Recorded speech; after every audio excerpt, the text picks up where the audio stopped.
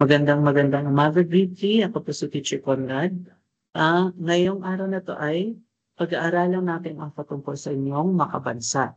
Ngayong araw ay pag-aaralan natin ang mga makasaysayang pook sa lungsod ng Baguio. Okay, 'pag sinabi natin kasaysayan, ano nga ba ulit ang ibig sabihin ng salitang kasaysayan? Meron ba kayong ideya? 'Pag ano nga ba ang ibig sabihin ng kasaysayan? Okay, 'pag sinabi natin kasaysayan, ito yung pag-aaral at pagsasalaysay ng mga mahahalagang pangyayari sa nakaraan, lalo na yaong may malaking epekto sa lipunan, kultura at pagkakakilanlan ng isang bansa o grupo ng tao. Sa Pilipino, ang salitang kasaysayan ay nagmula sa salitang saysay na nangangahulugang may kabuluhan o kahulugan. Kaya't ang kasaysayan ay hindi lamang tala ng mga pangyayari, kundi mga pangyayaring may saysay or kabuluhan sa ating pagkatao at pagkabansa. Ano nga ba ang kahalagahan ng kasaysayan? Una, ito ang kasaysayan ay pagkilala sa pinagmulan. Nauunawaan natin kung saan tayo nagmula bilang isang bayan o bansa. Nakikilala natin ang ating mga ninuno, kultura at tradisyon. Pangalawa, nagpapalalim ng pagmamahal sa bayan. Sa pag-aaral ng kasaysayan, natututo tayong pahalagahan ang mga sakripisyo ng ating mga bayani at mamamayan para sa kalayaan at kasarinlan. Pangatlong kahalagahan, pagkatuto mula sa nakaraan. Ang mga pagkakamali at tagumpay ng nakaraan ay nagsisilbing aral upang hindi na maulit ang mga maling desisyon at upang mapabuti ang kinabukasan. Pang-apat, nagpapanday ng pagkakakilanlan. Ang kasaysayan ay tumutulong sa paghubog ng ating pambansang identidad at pagkakaisa bilang isang lahi. Panglima, pagtibay ng pananagutan sa lipunan. Sa pag-unawa ng kasaysayan, nagkakaroon tayo ng mas malalim na pananagutan sa ating papel bilang mamamayan upang maging makabayan, makatao at makatarungan. Iyon ang limang kahalagahan ng kasaysayan. Uli, ang kasaysayan ay ang pag-aaral, pagtatala o pagsasalaysay ng mga mahalagang pangyayari sa nakaraan na may kinalaman sa lipunan, tao at sa bansa. Okay, so pag-aralan naman natin yung mga makasaysayang pook o lugar dito sa ating lungsod, sa lungsod Baguio. Okay? So, una ay ang Camp John Hay. So, Camp John Hay, ito ay matatagpuan sa lungsod ng Baguio sa kabundukang Cordillera. Isa ito sa tanyag na pasyalan sa tinaguriang Summer Capital of the Philippines. Ang Camp John Hay ay itinatag noong 1903 ng mga Amerikano bilang pahingahan at libangan para sa kanilang mga sundalo at empleyado. Ipinangalan ito kay John Milton Hay. Ulitin natin. Ang Camp John Hay ay ipinangalan sa sundalong si John Milton Hay, isang kalihim ng estado ng Estados Unidos o ng US of A. At noong panahon ng digmaan, 1941, binomba ito ng mga Hapon at ginamit bilang piitan ng mga sundalo at sibilyan. Ginamit ni General Tomoyuki Yamashita ang American residence bilang kanyang headquarter. Noong 1945, pinalaya ito ng mga Pilipino at Amerikano at dito rin sumuko si Yamashita kay General Jonathan Wainwright. At noong 1991, isinuko ng Estados Unidos ang kampo ng ng pamahalaan ng Pilipinas ang Camp John Hay. Matapos ang RPUS Bases Agreement, pinamahalaan ito ng Philippine Tourism Authority at kalaunan ng Bases Conversion Development Authority or BCDA. Ang ano naman yung matatagpuan na makasaysayang pook o lugar sa kampo ng Camp John Hay? Meron tayong Bell House, dating tirahan ng Commanding General ng mga Amerikano. Pangalawa, meron tayong Bell Amphitheater, lugar para sa mga konsyerto at pagtitipon. Cemetery of Negativism, simbolikong libingan ng masasamang ugali at negatibong pag-iisip.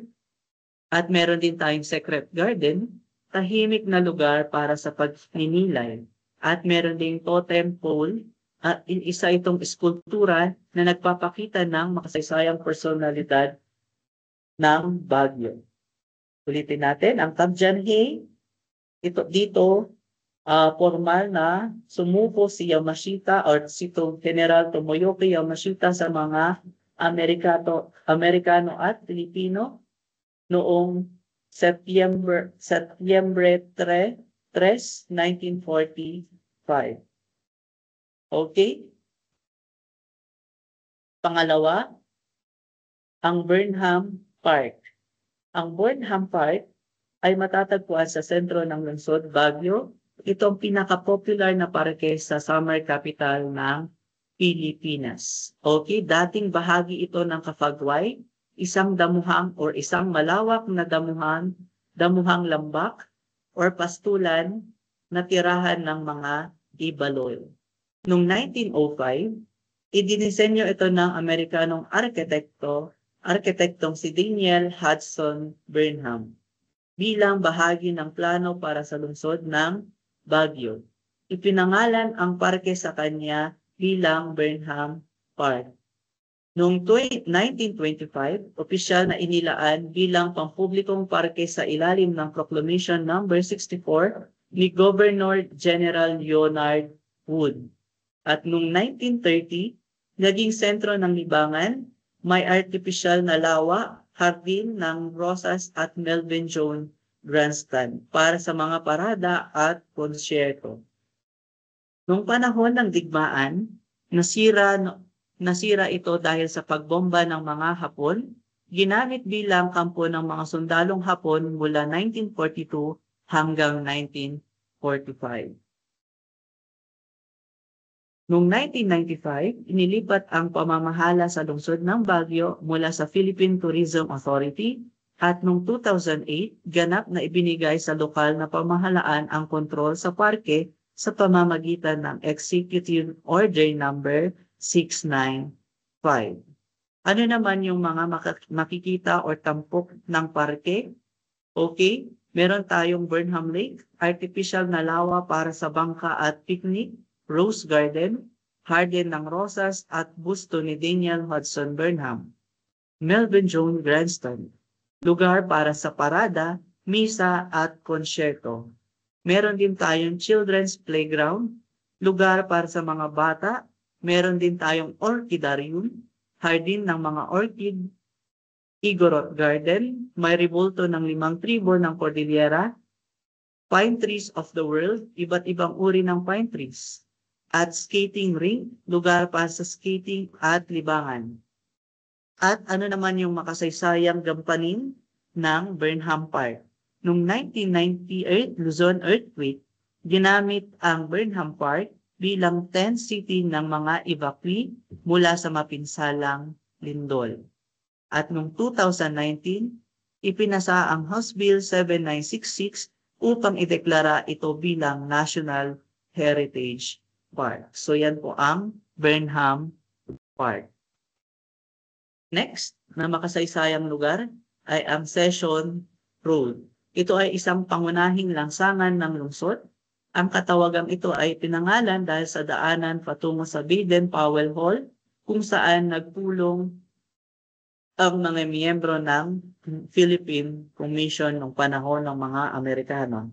At ang Session Road ay matatagpuan sa sentro ng lungsod Baguio at ito ay isang komersyal na puso ng lungsod dito sa lungsod ng Baguio.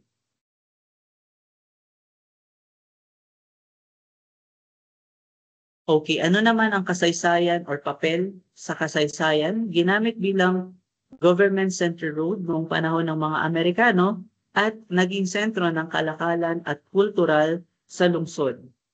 Noong ikalawang digmaang pandaigdig, halos mawasak ito sa pagbobomba ng mga Amerikano upang palayain ang Baguio mula sa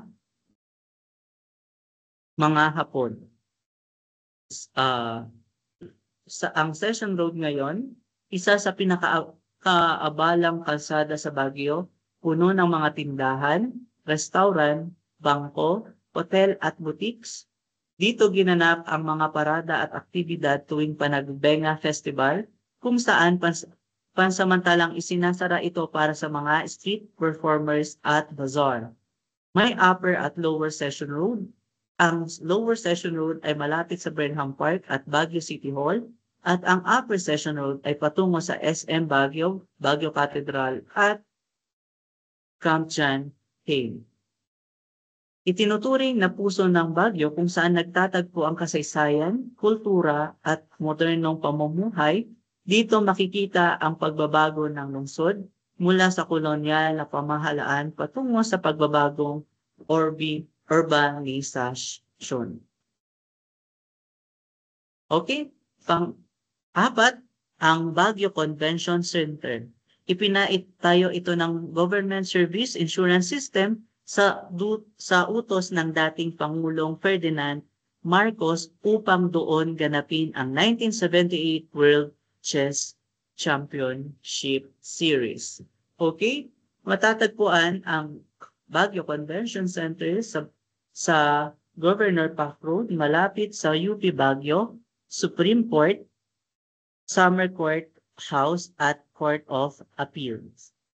Noong 1977, sa ilalim ng Ministry of Human Settlements na pinamunuan ni Imelda Marcos, inulunsad noong Hulyo 17, 1978 ang pagbubukas ng World Chess Championship sa pagitan nila Anatoly Karpov at Viktor Korchnoi. Ang Baguio Convention Center ay idinisenyo ni Arkitektong George Y. Ramos na brutalist style, may pyramidal roof at halipan motif or rat guard na hango sa Ifugao Bale o tradisyonal na bahay ng mga taga-Ifugao. Ginagamit para sa graduation, conventions, exhibits, trade shows at cultural events. May main hall na walang haligi at tumatanggap ng mahigit 2,000 katao. May permanent exhibit hall para sa likhang sining ng lokal na artista. Tahanan ng Baguio Arts Festival. May 2 mural sa labi na gawa ng mga sikat na Baguio artists tulad nila Benedicto Bencab Cabrera, Leonard Aguinaldo, Kawayan Digia, Venizir Martinez at iba pa. Noong 2017 hanggang 2020, isinailalim sa rehabilitasyon upang maging mas angkop sa creative hub ng lungsod. At ng 2022, pinalitan ang pangalan bilang Baguio Convention and Cultural Center or BCCC bilang bahagi ng pagiging UNESCO Creative City ng lungsod. Next, tumako naman tayo sa Casa Vallejo. Ang Casa Vallejo ay matatagpuan sa Upper Session Road malapit sa SM Baguio at iba pang kilalang pasyalan. At isa ito sa pinakamatandang gusali ng lungsod na ipinatayo ng 1908 hanggang 1909 ng mga Amerikano bilang isa sa mga gusaling tinatawag na government center. Okay? Itinayo ito noong 1909 bilang dormitory 4 para sa mga manggagawang tumutulong sa pagbuo ng lungsod Baguio sa panahon ng mga Amerikano. At noong 1923, inupahan ni Salvador Vallejo, isang Spanish immigrant, ang gusali at ginawang Vallejo Hotel. Noong panahon ng digmaan, ginamit ito bilang detention center para sa mga German prisoners of war noong 1917, naging kanlungan ng mga British at Indian refugee noong 1940. Nakaligtas sa carpet bombing ng mga Amerikano noong ikalawang digmaang pandaigdig. Isa sa pinakamatandang gusali sa lungsod ng Baguio na nananatili sa orihinal nitong anyo. Tahanan ng mga lokal na negosyo tulad ng Hill Station Restaurant, Mount Cloud Book Shop, Northern Haven Spa, Thematic Baguio, nagpapalabas ng indie at klasikong pelikula, kinilala bilang isa sa 10 pinakamatandang institusyon ng Baguio ng Baguio Centennial Commission. Noong 2014, nagkaroon ng isyu sa karapatang-ari sa lupa sa pagitan ng Ibaloy claimants at kasalukuyang mga tenants. Nagpetisyon ang mga residente upang ideklara ito bilang important cultural property upang maprotektahan laban sa demolisasyon. Noong 2019, naglagay ang National Historical Commission of the Philippines ng historical marker bilang pagkilala sa kahalagahan ng gusali. Next, ang Malcolm Square. Ang Malcolm Square, ito ay matatagpuan sa paanan ng Session Road na ipinangalan kay Justice George Malcolm dahil siya ang sumulat ng batas na gumawa sa lungsod bilang ikalawang chartered city. Ang Malcolm Square ay matatagpuan sa sentro ng Baguio City, malapit sa Session Road, City Market at City Hall. Ito ang kilometer 0 ng lungsod. Dito nagsisimula ang pagsukat ng distansyang mula sa Baguio patungo sa ibang bahagi ng Pilipinas. Ipinangalan ito kay Justice George A. Malcolm, isang Amerikanong legal expert na sumulat ng City Charter ng Baguio noong September 1, 1901. Matatandaan natin ng September 1, 1901 yan ang pagkakatatag ng lungsod ng Baguio. Siya rin ang nagtatag ng College of Law sa UP at naging pinakabatang Associate Justice ng Korte Suprema ng Pilipinas. Noong 1908, ginawang plaza ng mga Amerikanong administrador ang bakanteng lote sa tabi ng lumang Stone Market upang magsilbing sentro ng kalakalan. Sa mga sumusunod na dekada, naging lugar ito ng mga pagtitipon, rally, parada at pampublikong aktibidad. Noong 2016, isinailalim sa 8.9 million rehabilitasyon upang gawing mas bukas, moderno at akma sa mga aktibidad ng komunidad. Idisinenyo ng 1990 Design Studio, tinanggal ang lumang gazebo at naglagay ng step platforms, movable stage, benches at pocket garden.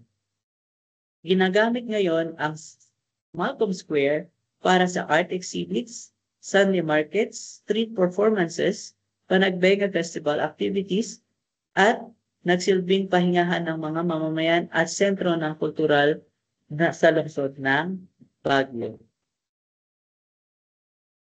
Ang Baguio City Hall at ang PME. Ang Baguio City Hall, ang lugar kung saan nakatayo ngayon, ang Baguio City Hall ay dating bahagi ng mga Ibaloy na tinatawag ng Nakafagway or malawak na pastulan. Nung panahon ng mga Kastila, ang Baguio ay ibinahagi ng lalawigan ng Benguet at pinamunuan ng mga lokal na leader tulad ni Kapitan Pulito. At noong 1901 or 1900s, dumating ang mga Amerikano at ginawang estasyon ng burol ang Baguio dahil sa malamig nitong klima, itinatag ang Baguio City Hall noong 1910 sa panahon ni Mayor E.W. Reynolds, ang unang alkalde ng lungsod ng Baguio. Pagkatapos ng digmaan, nasira ang unang gusali ng City Hall noong World War II. Muling itinayo ang kasalukuyang Baguio City Hall noong 1949 hanggang 1950 at inaugurate ni Pangulong Elpidio Quirino noong Mayo 1950. Makasaysayang papel dito ginampanan ang mga mahalagang disenyo para sa lungsod. Isa itong simbolo ng pamahalaan at paglilingkod ng mamamayan. Okay? Ang Baguio City Hall ay nakatayo sa dating lupain ni Mateo Carino, isang ibaloy na nag-donate ng lupa para sa pamahalaan. Pinalitan ang original na struktura noong 1910 sa ilalim ng pamamahala ni A.W. Ray Noor, ang unang mayor ng lungsod ng Baguio. Next, ang Philippine Military Academy. Ito ay matatagpuan sa Fort Gregorio del Pilar, Luacan, Baguio City. Isa ito sa pinakatanyag na institusyong militar sa Pilipinas. Talakayin naman natin ang kanyang kasaysayan at pinagmulan. Ang Philippine Military Academy ay nagsimula bilang Akademya Militar sa Malolos, Bulacan noong Oktubre 25, 1898 sa utos ni General Emilio Aguinaldo. Isinara noong Enero 20, 1899 dahil sa pagsiklab ng digmaang Pilipino-Amerikano at muling binuksan bilang officers school ng Philippine Constabulary noong 1905 sa Intramuros, Maynila at inilipat sa Baguio noong 1908. Formal na naging Philippine Military Academy noong Disyembre 21, 1936 sa bisa ng Commonwealth Act No. 1 at nung panahon ng digmaan at noong ikalawang digmaang pandaigdig, maagang pinagtapos ang mga kadete ng 1942 at 1943 upang lumaban sa Bataan. Marami sa kanila ang nasawi at muling binuksan ang akademya noong Mayo 5, 1947 sa Camp Henry T. Allen at kalaunan ay inilipat sa mas malawak na lugar sa Fort del Pilar. Pagbabago at pag-unlad. Noong 1993, nagsimulang tumanggap ng babaeng kadete bilang pagkilala sa pantay-pantay na karapatan sa serbisyo. Nagbigay ng Bachelor of Science in National Security Management. Sinunod ang Honor Code. Kami ang kadete ay hindi nagsisinungaling, nandaraya, nagnanakaw, ni nagpaparaya sa gumagawa nito. Tinuturing na pinakamataas na akademyang militar sa bansa. Lahat ng kadete ay pinupunduhan ng pamahalaan at inaatasang maglingkod sa Sandatahang Lakas ng Pilipinas or AFP. Pagkatapos tahanan ng future military leaders ng Army, Navy at Air Force. So yan po ang Philippine Military Academy. Next, dumako naman tayo sa Mansion Road at ang Cannon Road. Ang Mansion House or Baguio Mansion House ay matatagpuan sa Romulo Drive sa tapat ng Reed Park sa silangang bahagi ng lungsod ng Baguio. Ang Mansion House ay itinayo noong 1908 bilang summer residence ng American Governor General ng Pilipinas. Pinangalanan ito ni William Cameron Forbes. Kung matatanda natin, si William Cameron Forbes ay siyang kinikilalang ama ng lungsod ng Baguio mula sa kanyang summer cottage sa Massachusetts, USA. At ang Mansion House ay dinisenyo nila William A. Parsons, batay na rin sa plano ni Daniel Burnham, tagapagplano ng lungsod ng Baguio. Noong 1910, ginanap dito ang special na sesyon ng ikalawang Philippine Legislature. Naging tirahan ng Pangulo ng Pilipinas tuwing tag-init simula nung panahon ng Commonwealth, ginamit ni President Jose P. Laurel bilang kandungan noong World War II. Ngunit nasira ang gusali sa pagbomba muling itinayo ito at inayos noong 1947. May nadagdag na guest rooms at conference areas. Noong 1947, ikalawang sesyon ng United Nations Economic Commission of Asia and Far East, at noong 1950 sa Baguio Conference, unang pagpupulong ng Southeast Asian Union, pinangunahan ito ni President Elpidio Quirino. At may museo ito at turismo. Noong September 8, 2024, binuksan ito bilang Presidential Museum na nagpapakita ng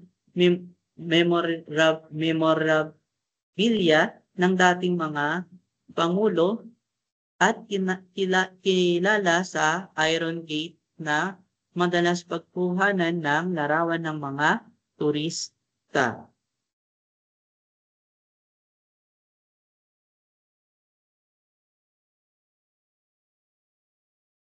At may mga hardin at mini museum at amphitheater sa loob ng compound.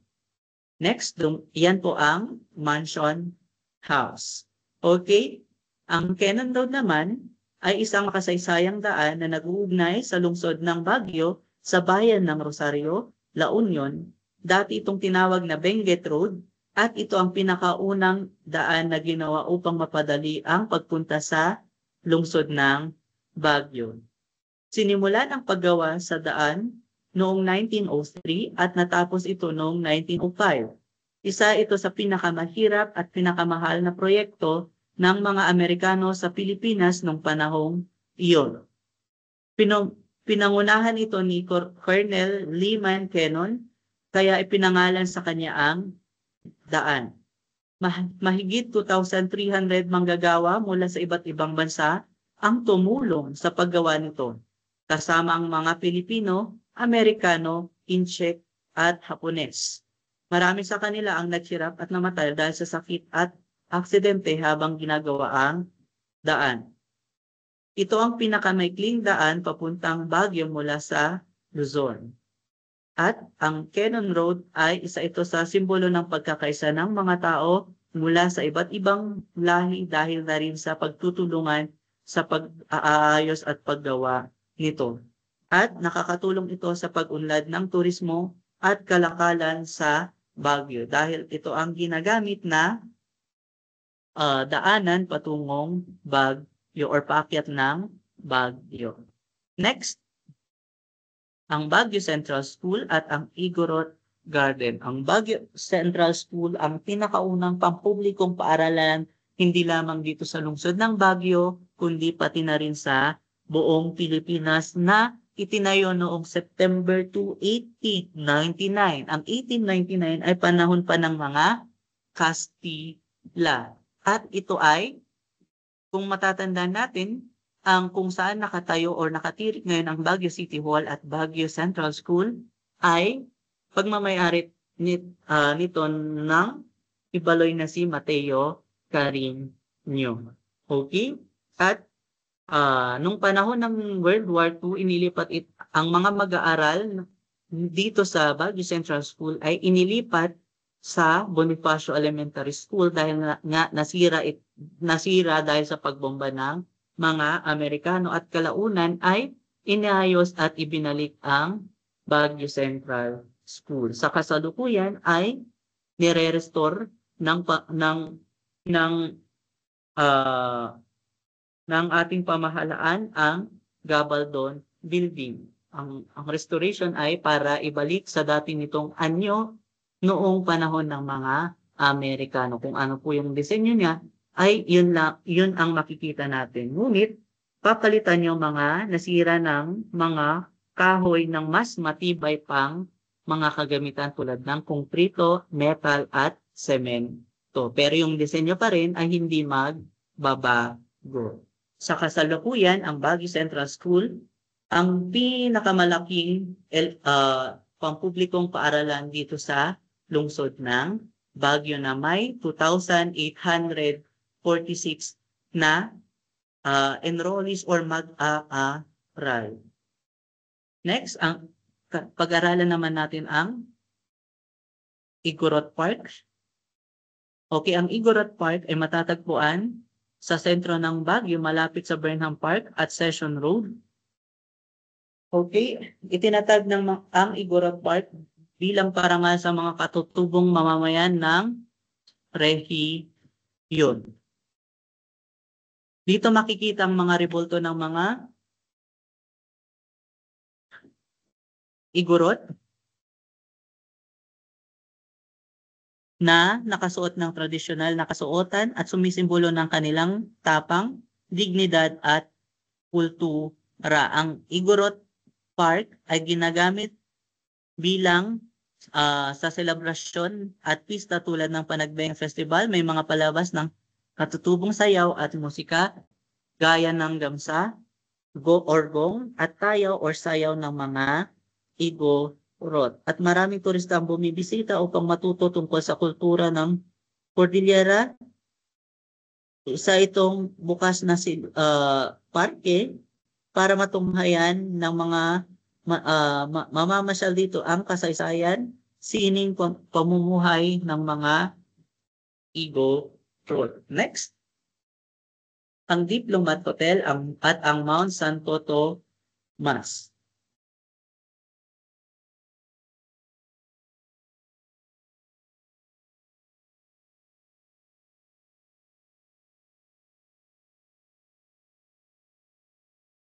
Okay? Ang Diplomat Hotel ay matatagpuan sa Dominican Hill, Baguio City. Isa ito sa pinakamakasaysayan at pinakamumultuhang lugar sa lungsod or haunted place. Itinayaw ito noong 1913 bilang Dominican Hill Retreat House ng mga Dominicang Fraile bilang bahay bakasyonan. Dinisenyo ito ni Father Roque Ruanio, ang arkitektong gumawa ng main building ng University of Santo Tomas. So, ang nagdisenyo ng Diplomat Hotel ay parehas sa gumawa ng main building ng University of Santo Tomas. At noong 1915, ginamit bilang Colegio del Santissimo Rosario, ngunit isinara dahil sa kakulangan ng mga estudyante. At noong panahon ng digmaan, ginamit bilang kanlungan ng mga sibilyan ng World War II at sinakop ng mga pulis at ginawang headquarters ng kanilang hukbo. Ayon sa mga balita or ulat, naganap dito ang karumal-dumal na krimen tulad ng pagpapahirap, pagpugot ng ulo at panggagahasa sa mga madre, pare at sibilyan na kanilang mga kinukulong. At noong 1945, binomba ito ng mga Amerikano at maraming sundalong Hapon ang nagpakamatay sa loob ng gusali. Kasi sa kultura ng mga Hapones, isang kahihiyan ang matalo sa isang labanan. Kaya anong ginagawa nila? Sila ay nagpapakamatay gamit ang kanilang mga espada. Ibig sabihin, sinasaksak nila ang kanilang sarili. Okay? At noong 1973, binili ng Diplomat Hotels Incorporated at ginawang 33 hotel room. Pinamunuan ito ni Tony Agpawa, isang faith healers at psychic surgeon. Nang namatay si Agpawa noong 1987, isinara ang hotel at inabandonan mula noon. Noong 2005, isinuko sa lungsod ng Baguio at pinalitan ang pangalan bilang Dominican Heritage Hill and Nature Park at idineklara noong 2014 bilang National Historical Site ng NHCP. Sa ngayon, ginagamit itong art center, venue para sa Baguio Creative Festival, photoshoots, workshops at tourism events. So yan po ang Diplomat Hotel. Next, ang Mount Santo Tomas. Ang Mount Santo Tomas ay matatagpuan sa Mount Santo Tomas sa Tuba, Benguet, malapit sa Baguio City. Ito ang pinakamataas na bundok sa paligid ng Baguio na may taas na humigit kumulang 2,256 meters mula sa dagat. Noong 1940, idineklara ito bilang bahagi ng Santo Tomas Forest Reserve sa ilalim ng Proclamation No. 581 ni Pangulong Manuel L. Quezon. Ginamit ng US Army noon bilang strategic na lugar at ngayon ay tahanan ng mga radio at TV transmitters dahil sa taas nito. Ang Mount Santo Tomas ay isa itong stratovolcano na ituturing na potentially active ng PhilVox. Okay? Noong 2015, naglabas ang Court of Appeals ng writ of kalikasan upang protektahan ang bundok laban sa illegal na construction at pagkasira ng kalikasan. Okay. Ang Mount Santo Tomas, pinaniniwalaang ayon sa alamat, may higanting nilalang na naninirahan sa bundok na may kapangyarihang magpagalaw ng bundok na lumilikha ng lindol. Ang bundok ay tinuturing na banal na lugar ng mga katutubo kaya't may respeto sa kalikasan at espiritu ng bundok. Okay? Ang Mount Santo Tomas ay maraming mga hikers at bikers ang umaakyat dito para sa tanawin ng Baguio, La Union, para tanawin ang lungsod ng Baguio, La Union at Lingayen Gold. Sa mga malinaw na mga araw, makikita ang apat na sa 5 pinakamataas na bundok sa Pilipinas mula sa trail. Okay, so yan po ang Mount Santo Tomas. So yun po ang mga iba't ibang mga makasaysayang pook. Sagutan nga po natin ito pag kayo po ay nakinig. Number 1, dito formal na isinuko ni General Tomoyoki Yamashita sa mga Amerikano at Pilipino ang mga natitirang Imperyong Hapon. A. Burnham Park. B. Camp John-Hay. C. Casa Vallejo. D. Baguio Convention Center. Or letter D. Session Road. Okay, tama po. Ang tamang sagot ay titik B, ang Camp John-Hay. Next. Sorry. Ito ang pangunahing lansangan sa lungsod ng Baguio. Okay, tama po. Ang tamang sagot ay Session Road, titik E. Next, ito ay isang lawa na ipinangalan sa isang Amerikanong arkitektong na nagdisenyo nito.